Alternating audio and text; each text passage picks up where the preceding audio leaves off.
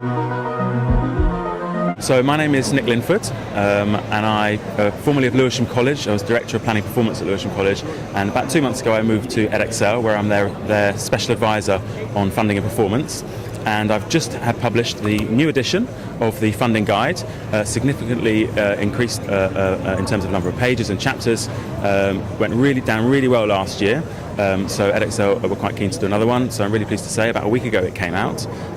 It contains chapters on pre-employment programs, it contains chapters on train to gain and apprenticeships, and obviously it's been completely revised and updated for the 2009-10 changes that have been put in place.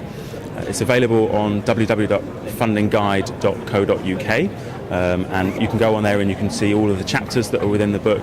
It's £11.99 with discounts if you order over £200 worth, which in fact a lot of colleges did last year because it was incredibly useful. I think the feedback was generally for senior managers and governors as well, because it's lots and lots of diagrams. We've done the same again for this book.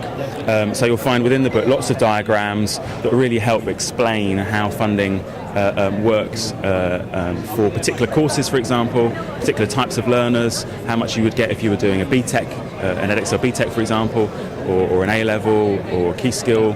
And we've even got chapters in there about the qualifications and credit framework, foundation learning. So really, really rich resource, which is available, as I say, at www.fundingguide.co.uk. And really looking forward to getting as much feedback on this one as we did on the previous ones. It's exciting. So just how up to date is this book? This book really is up to date. I mean, it was actually a little bit late in being published because I was waiting for some of the final changes from the Learning and Skills Council, because I really wanted to make sure that once it was out, it was a really definitive guide for 2009-10. So obviously we'll be expecting, I'm sure, changes, and we're hearing about those today at the AOC conference, changes for 10-11.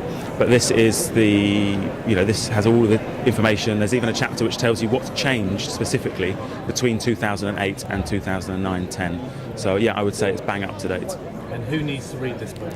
Like I say, I think that it's really useful not only for the people that deal with the finance and the data and the funding, but actually increasingly as funding gets tighter, it's really important that I think that the curriculum managers and the governors understand where the money comes from. And there's overview chapters in here about where it comes from before even then, which I think is useful, is to understand how their courses are funded and what it would mean if they recruited, say, half as many students as they planned to. What does that mean? What does it mean financially to the resources of the college if, for example, their students don't pass or get to the end of the course and maybe only pass some of the qualification?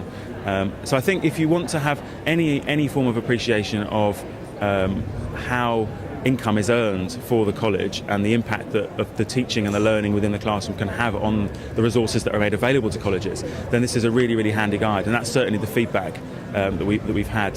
Some lovely quotes on the back actually describing it as indispensable, and actually my favourite one was actually said it was a lifesaver, which is probably going a bit too far, but I was quite chuffed that that's how it was perceived.